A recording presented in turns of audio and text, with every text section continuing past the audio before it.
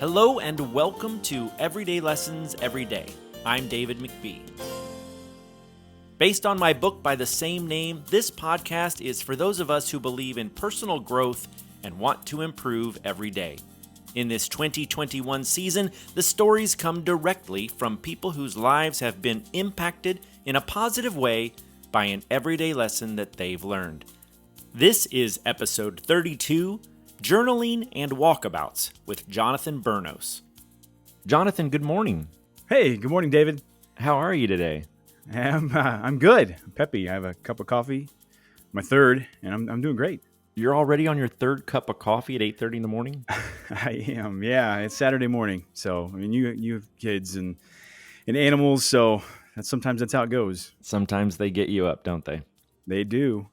Well, thanks for being a guest on Everyday Lessons Every Day.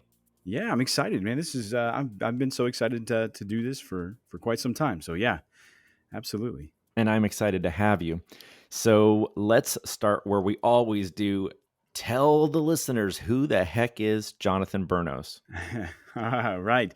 Well, Jonathan Burnos is, I have many hats, and I love to wear them all. So I don't think I've ever settled on being one thing in life.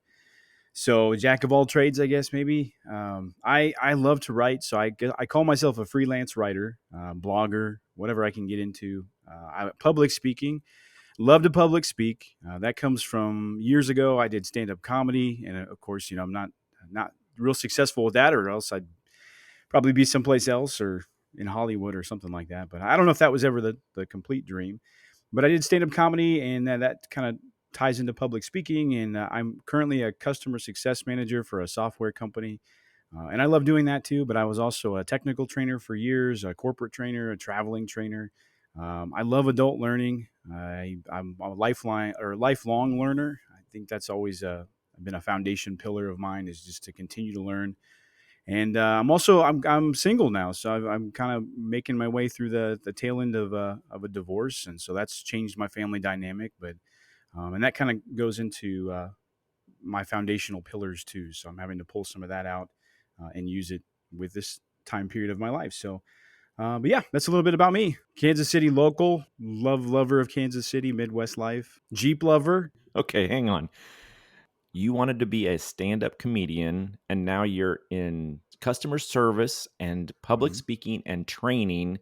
You love Jeeps, and I know you love barbecue. I do. I love It's barbecue. like we're brothers from another mother. Yeah, I know. We are. That's what we've always connected that way too. I know, both Boy Scouts with boys that's- who are Scouts. If people like me for my show, they're going to love this episode. See, I'm setting very high expectations for you. You're setting the bar. You've inspired me too with writing your book. When you wrote your book, Everyday Lessons Every Day, I was like, why am I not working on my book? And then you did the podcast, and I'm like, well, why am I not doing a podcast? Like, everything you've done is inspired me to be better. And it's like I'm looking at this other version of myself that I want to become. So I was so geeked out when you asked me to do the podcast. We're gushing over each other. Look at this bromance. We got Total bromance. You go ahead. No, you go. Oh my God. Jonathan, I really want to take you on one of my Jeep adventures. We've talked a little bit about this. I know. But did you see some of the pictures from Moab? Yeah, man. Oh God, they're beautiful. I love taking pictures too, like landscape nature photography. So you put that together. Oh yes. Well, we went to this trail called Top of the World this year. And it's on this cliffside, and you park your Jeep up on this giant rock. It's like when baby Simba was presented to the, that's exactly what it is. And there's beautiful mountains and landscape in the back. I'm going to take you there one day, I promise. Oh man, I have to say, I borderline probably got divorced just so I could go do trips with you. I think that's why. Then we'll have to make that happen. We're gonna totally do that. All right. So we have an interesting dichotomy here. We're talking about a lot of fun things, and then we're dropping the D word in here and there, which I know is painful and not a fun subject. So I'm really interested to see where this goes. Why don't you tell us where your everyday lesson came from? So it all kind of ties together. I'll say my everyday lesson, I had a hard time going back and trying to find something. And I actually used a book to pull my everyday lesson from when I was processing through my divorce. I began to journal, and I've always liked to journal and to blog, but I really journal about my thoughts. And I've always tried to make it an exercise to write a little bit every day. And sometimes, especially, when you don't feel like writing, when you're not in a great mood, you don't want to, you have to really force yourself. So then it does become an exercise. So I really, to process my emotions and think through my feelings and figure out, where my head was, and to help me feel better, I would journal every day. And I've always tried to write things for other people. I've always tried to write something that's entertaining or that has a lesson for someone else to learn, something that I've picked up along the way. In this period of time, the journaling was about me, which was really weird. I was writing about me. I wasn't trying to find an audience. I was my own audience. And so I could go back and read through it. And then podcast came, and I'm thinking about everyday lessons. And I was thinking, I just read this book, and I don't typically read books from celebrities, right? I like to read more professional oriented books, professional development. And Matthew McConaughey has a book called Green Lights, and it's if you're familiar with Matthew McConaughey, I think some people either love him or they hate him, and he really likes to get intrinsic and talk about really philosophical, in depth life things. And so I was like, I'm doing all this journaling, and Matthew McConaughey has a book about his life, and I thought, well, I'll read that. It's interesting. And there's all kinds of interesting stories in it, and there's all kinds of lessons in it that I thought I'll pull this and I'll talk about this on the podcast. And here's a good lesson here, and there's tons of quotes and all these things you can apply in life. And the other big thing about this is, you should take a walkabout. Everyone should take a walkabout. And that related to our Jeep trips. And I'm like, I need to take a walkabout. I help find myself. And so I thought maybe I'll use walkabout. Maybe that's a good lesson. All kinds of lessons from the book, but I ended up looking at the book as a whole, and the reason why and how he wrote the book was from journaling. He just, over the years, he's done a really good job of journaling his thoughts. Since he was a young man, all the way through his career, he's written down what he was thinking, why he was thinking it. And he wrote this book by going back through his notes. He would take a walkabout, and he would go back through and read everything he wrote and remember what he thought at that time. And then he put it all together as a collection and wrote this book. And I thought, that's what I'm doing right now, is I'm processing these new emotions with a divorce. I'm like analyzing how I feel about things. And then that was the everyday lesson. It was like, eureka, the lesson is journaling. I've done it, and I've had to make it an exercise, but journaling, how important was it for me to actually process my thoughts and emotions by writing them down, seeing them, and then actually working through them. So that was my everyday lesson, was journaling as a whole, just writing things down and thinking about what I was writing and analyzing and putting myself through the emotions again. So there you It's go. funny that you say that, because I think if I had a time machine and I could go back and tell myself something, I don't think I would warn myself away from making a mistake or anything like that, because those are the things that made me who I am, right? But I think I would encourage myself to document my life a little bit better, to take more pictures, to write down my dreams, like you said, journaling. I'd love to go back and find out what David McBee was thinking when he was 16 years old, to see if it matched up with my memory of what I think David McBee was thinking when he was 16 years old. Okay, you're writing these journals. How long have you been journaling?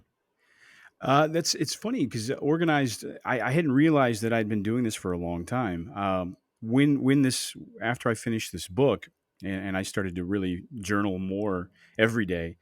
I actually, and in the move of a divorce, when you move, and I moved into a new house and moving all my things, you go through those things, and I started to find journals.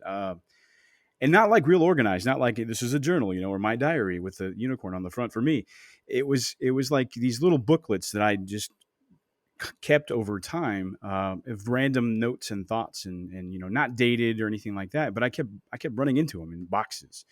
And so I started to compile them, and I actually have them now in my office, on my bookshelf. I have them all put together, and I'm just going through them now. And I have stuff that goes back to, like you said, 16. And I thought the same thing. I wish I would have documented more of my thoughts at 16, when the world was new and I could conquer it. And I found little snippets and notes from college notebooks and high school writings, and in that are my thoughts, and so I've kind of gathered them all together and put them in one location, and I'm picking through them. But and then especially like with stand up comedy, I didn't realize how much I was processing my feelings and emotions through comedy at the time, and what that was for. It was a tool for me to really deal with things that I couldn't talk about publicly, or deep feelings I had about the world. And as I go through, I found all my comedy notebooks, these things would write down, just set lists and write down jokes as I worked them out. And in that is journaling are my thoughts, and I can see my emotions, and so I'm able to go through those and process them and write them down again. But now it's definitely more organized, and it's more of a formal process. I have a time set aside where I go and I journal. Um, and it's just writing, what I'm thinking about, and then I expand upon that, and then I go back and read what I wrote the day before, and I'm thinking, why did I think that, and how can I use that? So it's all about, really just how can I learn from this? How can I grow from this? Is really the main reason, or the tool, how I use it as a tool now. So the obvious pros of journaling are that you get to refresh your old memories. You kind of get to look back in time and see who you were. Plus, there's that moment when you're writing it and you're processing and experiencing the emotions. But what specifically has journaling done for you and your life to make it better? Yeah, for me, it's been great to pause. So journaling has also made me realize how much of what I do, my interactions with people, my communication style, how much of it is just reactionary. So, and how much I don't think about, is this really what I want, how I want to respond, or is this really the right words that I want to use in this communication? I blogged this, or I journaled it, and I put it on LinkedIn as more of my professional side of journaling, or writing what I'm sharing. But I wrote a piece about analyze your thoughts before you say them, and this really came from, for me, email. So email is a big part of my day. I'm on the phone a lot, and but I'm also emailing people, and I noticed that in my emails and I picked this up years ago in training. I was told, outbox before I send something, outbox it, right, and then come back to it, especially if it's got a lot of emotion in it.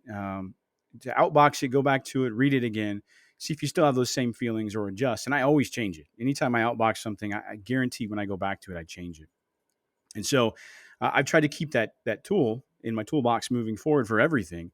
But journaling has allowed me to do that same technique with outboxing something, or going back and analyzing my words and my thoughts before I go deliver them to somebody. It's forced me to go back and look at it and think, is this really the message I want to convey? And so I wrote that piece on the professional side for work, but the journaling helped me use it for personal life. And I know that's something that you've also touched on too, with everyday lessons. And when I read that book, and when I've read other things, it all kind of became clear as I'm journaling how important it is to really make sure the words I'm putting out in the world, what I'm saying, one, I want them to be positive. I don't like to be negative. And I know when I react with emotion, if I've got something from someone, or it's a client or someone personal, the first thing that comes out of my mouth, I can be sarcastic and witty. The comedic side of me, I want to react that way, and that's not always what I want that person to get back. I want to give them love and kindness, and so journaling has forced me to outbox my thoughts, and then in the journal I can go back and read it. That's why I love to go back and read what I wrote the day before, and then I think, why did I think this, or what was I thinking here, and then I can make adjustments and then apply it to my life. So it's outboxing for me, and then tweaking it and making sure that my thoughts are pure, where I want them to be before I go deliver the message to someone else. Works great with my kids, man. That's the big one too. Family life with kids, it's so easy to just react, right? In the moment that something happens, a kid spills something, and I know you can't always outbox that. You can't always like, well, you spilled milk on the floor, I would outbox it, and then I'll talk about it, but it has gotten me to slow down. There's the pause there, I'm thinking outbox, or I'm thinking like analyze, think about this, journal in my mind. Can you So think of a really specific example of how you were about to react in a negative way, but this journaling process kind of saved the day? yeah. So I know I keep going back to the divorce or a process of divorce, and there's a lot of emotions with that, and there's a lot of pain. So journaling for me, applying it back to that situation, there are things as you work through the end of a relationship, the end of a marriage, that you want to say, and as you process feelings, and the more I've gone back and journal, I think that doesn't need to be said. So, when you're moving things and you're dividing things up, and there's things about the kids, situations where it's time, it's my time with the kids, or it's your time with the kids, or how do we figure that out? Uh, Journaling has allowed me to put the emotional stuff that doesn't need to be said in those conversations. It allows me to put them on paper, keep them for me, and then just focus on the stuff that needs to be said about the kids, keeping them the center, the focus. So I know that's kind of a high level scenario. The journaling exercises help me in those situations with my teenager, which can, they're already in an awkward place with the hormones and trying to process different emotions and feelings. And I just thought, hey, this is a valuable tool. If I've used it for me in this situation, I'm 40. I wish somebody would have told me at 16, 17, hey, do you really think about this before you say it, or think about this situation before you jump into it? And they don't always do that, but if I can just get them to think about doing that, think about, processing these thoughts, then it's a much better placed. So, In the last 30 seconds, I think you said the word think 17 times. I That's have. really your go-to, isn't it? It's like think before you say the words, think before you react. Isn't that Yes. it? Oh, it is. Yeah, All right. it Well, then I'm is. going to share a story with you. Okay. All right. So my daughter has a brand new boyfriend. Mhm. And, her mother and I are struggling with how much autonomy to give her, how much Mhm. freedom she should have to spend time with him. And, one of our number one rules is text us back when we text you, answer Yes. the phone when we call, right? Yep. Mhm. And last night, she was hanging out with him and didn't respond for about a half an hour. And so we're flipping out as, I know she's safe. I mean, we got her on Life 360. I know exactly where she's at, but we live in a scary world, and she's still a teenager. Mhm. So the interesting thing was she finally answered, and I said, "Get home right now." And she was like, she knew she'd screwed up. So she's like, "Okay, I'm on my way." And Jonathan, we had about 10 minutes to process how we were going to handle that. And thank God we did, because in the moment, we both wanted to scream at her and Yeah. yell at her, and just we were about to lose our minds. I was about to put on my shoes and go find her, right? Uh-huh. But that Yes. 10 minutes gave us the time to calm down and think about not just what we were feeling, but how our reaction to that moment could shape our relationship going forward. It was fantastic. I really wish we had a pause button in real life sometimes. Yeah. When a Absolutely. moment happens, when something terrible happens, our inclination seems to be to react negatively. Hmm. I think it's human nature. Yeah. But when we have a moment, when we have a little bit of time to think through how we're going to react, I think we find a better version of ourselves. Absolutely. I love that. That's I've got similar stories too, where I've either reacted in the moment and I have lost my cool, or I've had time to think. And when my teenager's gotten, he gets home from the same situation. When I've had time to think, we have a conversation that I think it's more. It's better for him. It's more educate. He gets more out of that than me just losing my poo on him. So that's great. That's a great example. So, I think do you it's. have any more?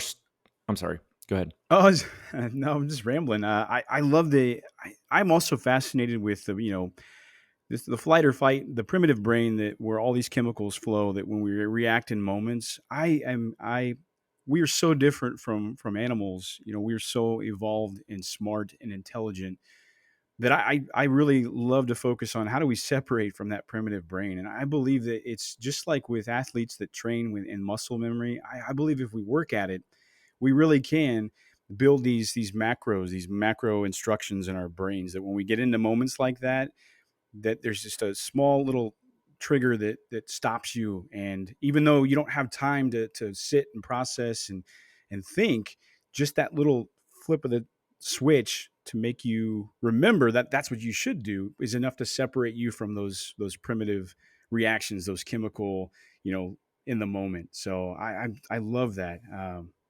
But how I many of love us that blunder concept through life with no effort being made at all to change that about ourselves? all the And time, and all you the are time. journaling every day, analyzing your feelings, your reactions to improve yourself the next time that happens. And I freaking worship you for that. That No, is fantastic. If more people would take the time to make an effort, then the whole world would be a better place. I love what you said. One of the things I love about your book is how real you were through the book about working through the process. You were very candid and transparent about, look, I these concepts, here's what I've done.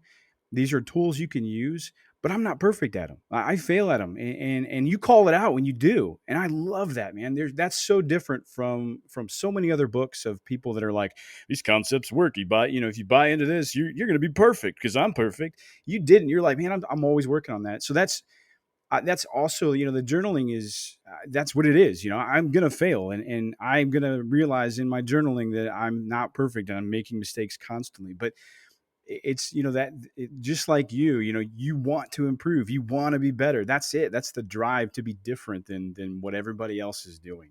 I think that's why we're there. I mean, now, with how polar we are in politics and social media, and everyone's a keyboard warrior and nobody listens. Nobody wants to have a conversation. Everybody's just reacting. It's not my way, it's not my opinion. So I just, man, it just pushes me even more. And again, another reason why I just love what you're writing about, what you're doing, what this podcast is, all of it. So I'm gushing over you again. Man, you are too kind. I will tell you that there are times when I occasionally pick up my own book and I'll read a chapter and I am embarrassed by the way I acted. But let's stop talking about my book. Tell me about this idea of going on a walkabout. Why does that appeal to you? It is, throughout history, whatever you call it, it's got different names. Matthew McConaughey in his book Green Lights calls it a walkabout, and he's gone on a few walkabouts. And then that's what in the book, he there's a lot of detail about these stories, and so there's adventure in those stories. And you get those memories that you never forget. And throughout time, it's been called different names. Guys trips, or ladies trips, or it's a vision quest, or whatever it is. You tie it into your soul. But I think it's good to separate from the norms, society. What society's telling you to do, social media. So in these walkabouts, there's these foundational, these principles of basically disconnecting yourself from everything. And I love that too. You don't have to go to Australia or Africa or South America like Matthew McConaughey does in his books. You can just go step away, drive out someplace where you're alone and spend time in your own thoughts. And that's an uncomfortable place to be for a lot of people, which is why, you may not, some people don't want to go there. So these walkabouts are just disconnecting, disconnecting from all of these influences, social media, and then just getting in touch with your thoughts. Deep down inside, yes, I do want to go sneak off to the desert, in New Mexico with some peyote in a cave and see some kind of vision that changes my life. That's probably not going to happen. Matthew McConaughey has these moments where he wanders off to the desert and he finds a chapel, or some kind of monastery, or he has a dream where he's floating down the Amazon River. And so he goes to the Amazon. We don't all have the means to do that, but in the stories of what he's talking about, what he's really doing is separating himself from the all the other cultural influences from Hollywood for him, for social media, from people's opinions, and he's getting lost in his own thoughts, and that's where he finds himself. And I think everybody can experience that. I don't think it's something that you have to have money or resources to go off and do these giant trips where you're climbing Kilimanjaro or something like that. Those are all appealing to me, but I think you can just get lost or separate and focus on yourself. in these walkabout moments. So I love that as a concept. It's something that I write about too. Is everyone needs a walkabout, whatever you want to call that. Everyone needs to take time away and separate, and then just really focus on you and your own thoughts. So if you can't do like a week away or a full on walkabout, what's like a Cliff Notes version of that? How does Jonathan Burnos unplug and separate himself from electronics and just think about life and what he wants to be? Yeah. So discipline for me, I have worked on it over time where I can. There's a period of time now in the beginning of the year in January where I do take 3 weeks and I cut off social media. Now, this is I've really had to work that discipline because it's hard to do, especially I continue to work, my day-to-day job. I have to be on the internet. And so it's so difficult. That's not someplace I would start if I want to experience this walkabout. I think for me, the easiest thing, the Cliff Notes version would be go someplace where you don't have access to that stuff. And it can be a weekend. It could be a single night. You and I love camping, from our scouts background, and we can go off someplace with our Jeep and we can kind of experience that. Not everybody likes to camp, so for me, it could be the Cliff Notes version. Is the simplest thing I can do is just drive out someplace. We live in Kansas. If you go west, you're going to run into nothing. So I grab a camera. I make sure that I have something I can write with. Sometimes I bring my laptop, but I know I'm not going to have internet connection, so I'll go someplace. It could be far enough out where I just pull into a gas station, and I sit and I just journal for a little bit, or I write and I think about stuff. I mean, and that for me is a walkabout. It's another exciting thing. If you really want to spice up a walkabout, just go do it. Planning in itself, it brings anxiety, it brings stress for some people. It's like, well, I got to plan this and I got to make sure I have enough, gas to do this. And I've got to plan out where am I going to stay and what am I going to do with the dog? You don't have to, it doesn't have to be that complex. Just get in the car, make sure you have your responsibilities covered, of course, but get in the car and go, just get away and commit to yourself that you're going to unplug. I'm not take Facebook off your phone. Don't look at Instagram. I try to replace being a consumer of content with being a creator. That's also another big thing in my life. I love to consume it. TikTok is a classic example for many people that if you're on TikTok, you can get lost in TikTok for hours, just scrolling through people's content. And I'm thinking, why am I not creating this content? So if I go do this walkabout, if I get away, that's the other thing. I'm completely focused on, I'm not consuming, I'm creating. So if I have this feeling like I want to consume, I should look at Instagram, that'll inspire me. I'm gonna go take a picture. I bring a camera, so I take pictures. Or if I've got that burning desire to look at a TikTok video, I write down what creative thing would I look for in a TikTok video? What would entertain me? And that's what I'm journaling is, what would I create? So I'm constantly in that state of create content versus consume. And then walkabouts can be simple. It's just a way to unplug. Jonathan, this is like right in line with what I just experienced. I drove to Moab. It's been a week and a half, 2 weeks ago, and I drove there by myself. That's 15 hours both ways. Yeah. And, you don't look at your phone when you're you're not supposed to. Right. So I wasn't really on social media very much. I was listening to books. I was reading a great new book, ironically, about a guy whose wife passed away and he decided to walk from Seattle to Key West. Wow. Crazy, right? Yeah.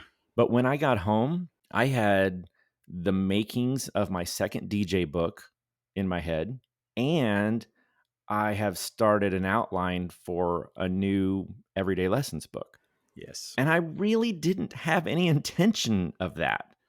But 15 hours in the car both ways just gave me the time to really think about it. I wasn't working. I wasn't on social media. I wasn't watching Netflix. Like, I can't say enough. Ironically, I want people to listen to my podcast on the internet, but I want them to stop using the internet for everything else for just a little bit each day. So this 3-week hiatus that you take from social media in January, A, why did you start doing that? And B, what has the result of it been? Well, there's a couple of reasons. One, my religious background. So my church actually does a kind of a fasting period. during January. Whereas for these 3 weeks, it's much more in depth, and it goes into more also into food. But I really enjoy it for the social media part, the disconnecting from social media. The other big reason too was that, especially the last few years, you've got beginning of the year, you always go into that. Everyone wants to make resolutions, and we're thinking about what do we want to do for this year. It's so exciting and brand new.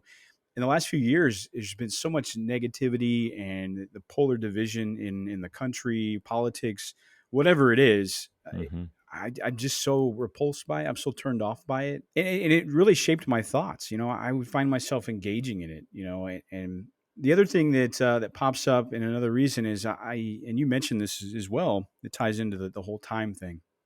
You have 15-hour drive there and back. My kids also say this, and I try to change their vocabulary. Like saying I'm bored. We try to use different words because I don't believe in boredom. The other thing they say, especially when they get into later years, teenage years, working through school, high school, is I don't have time for that. I don't have time. I don't have time. That always strikes a nerve with me too. We do have time, but how much of that time that we think we don't have are we spending consuming content? Raleigh, and this is my teenager, and I'm not throwing him under the bus. We all learn, and I love him, and he's learning about this, but he'll say, I don't have time to do that, Dad. I got all this stuff. I got all these things, with school. I got theater practice. I don't have time. And then immediately after that, I'll see, 5 minutes later, he's on the couch, and I'll see Instagram, and his fingers just, scrolling up. And sometimes I'll watch that, and you can, if you actually account for that time, if you keep track of it, 5 minutes here, 10 minutes there, 30 minutes, you put all that together in a day, and how much of that time do we really have? And if he would have just turned that, that time, if he would have been a creator, not a consumer, what would he have gotten out of that? Have you ever looked at his screen time, Jonathan? I keep track of it sometimes just in tallies, but I haven't actually looked at his phone to see the time. It's probably I've had him do that as an exercise. Well, I'm going to throw Zoe under the bus right now and tell you she's averaging about 5 to 6 hours a day. Oh my God, that's wild. And I think that's normal, right? I really do. I finally put a timer on my own Instagram because I was kind of getting sucked. That's my drug of choice is Instagram, right? Mm-hmm. So when it says, bing, you spent 45 minutes on Instagram, I go, I did what? But I like what you said about we do have time. We absolutely have time. Yeah. A couple episodes ago, I had my friend Steven on, and he said that you need to change that from I don't have time to that's not a priority to me. Yep. Right? Absolutely. So I've wanted to learn to play guitar my whole life, and I have 2 guitars, and I've plucked at them now and then. Yeah. But I'll say, well, I don't have time for that. And Steven would say, no, guitar's not a priority for you. Apparently, Instagram is, sadly. And you know what? Now that I've put this out there in public, I have to learn the guitar crap. Because people are going to say, existence. David. Yeah. I heard on your podcast, you said. So you are off of social media for 3 weeks in January. I just want to know. Yeah.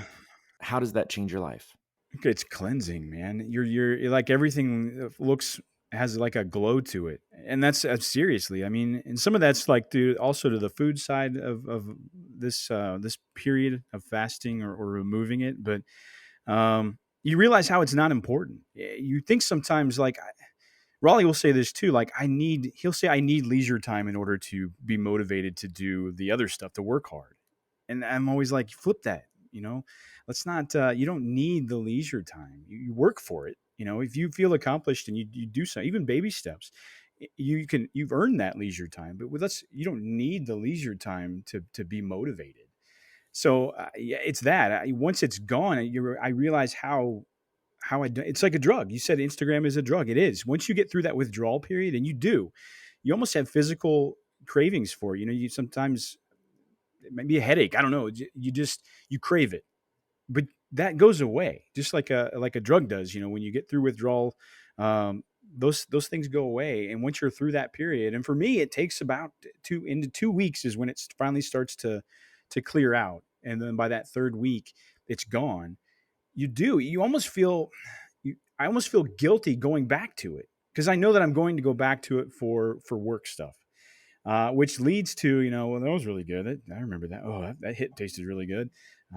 Maybe just a little bit here. Or here's that. Oh, mountain pictures. Well, I'm only going to limit it to mountain pictures because I love mountains, and that's not the other. And then it leads to something else, So I feel guilty going back to it, but I look forward to it every year now. Just this cleansing period because everything does have a brand new glisten to it when you come out of it. And it does allow you to reset. It is like that drive, that 15-hour drive.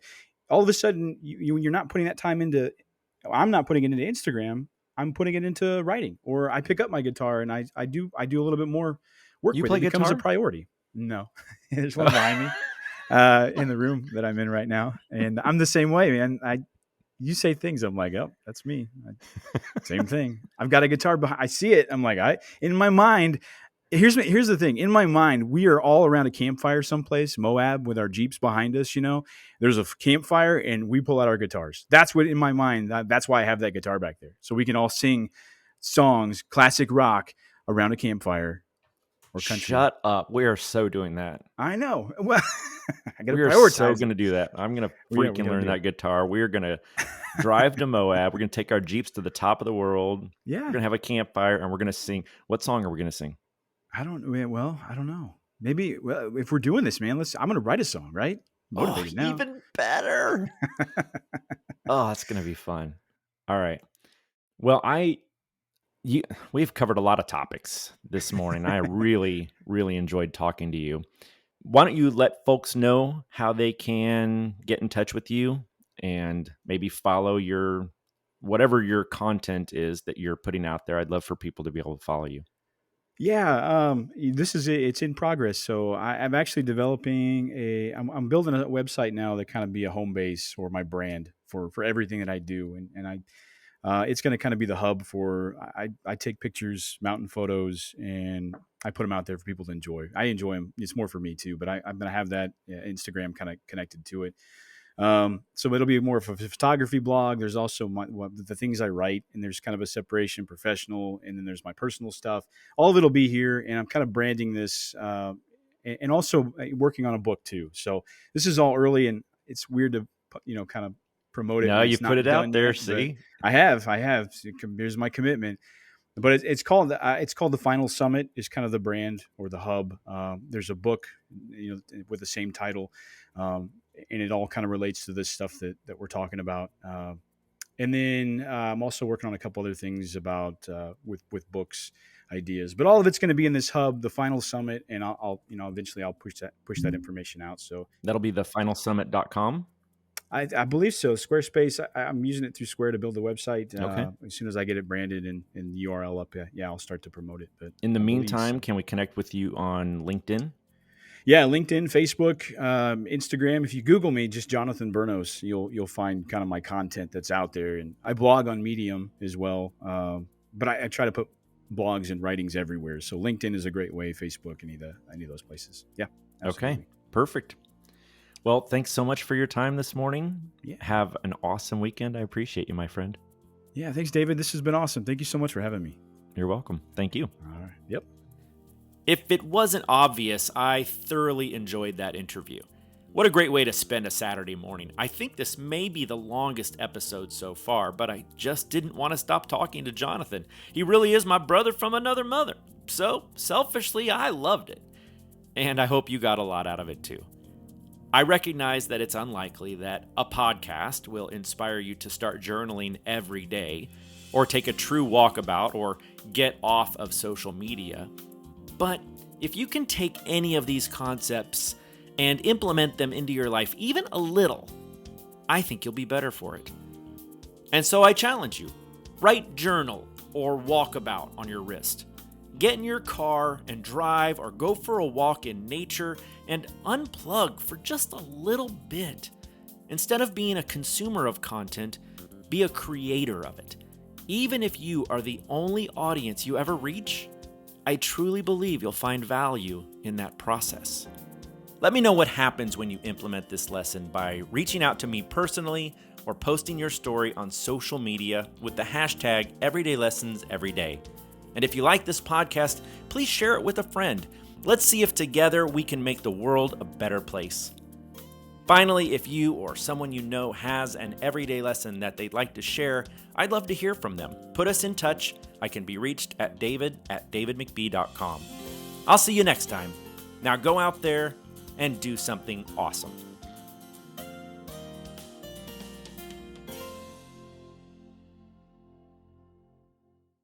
But what specifically has journaling done for your life to make you better, to move you forward, to improve Jonathan Burnos? Where's Jonathan Go. I'll just cut that. My question's done. What's so if for me it is I had my thought, I lost it. Let me See, I fucked up, and that's on me. I'm sorry. It's all right. No. It's all right. Let me back up. I'll back up. Ask a question. All right, okay. We'll cut.